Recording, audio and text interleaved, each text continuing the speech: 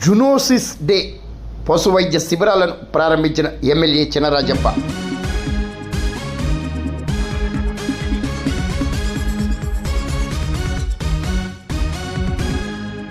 Zoonosis day సందర్భంగా కాకినాడ జిల్లా సమరకోట పశు వైద్యశాలలో లయన్స్ భీమేశ్వర అధ్యక్షుడు అమరకంటి శ్రీనివాసరావు, లయన్స్ గవర్నర్ ఈదల ఈశ్వర ప్రసాద్ ఆధ్వర్యంలో ఏర్పాటు చేసిన ప్రత్యేక వైద్య శిబిరాన్ని పెద్దాపురం ఎమ్మెల్యే నిమ్మకాయల చినరాజప్ప ప్రారంభించారు. జునోసిస్ డే సందర్భంగా ప్రత్యేక వ్యాక్సిన్ అందించారు.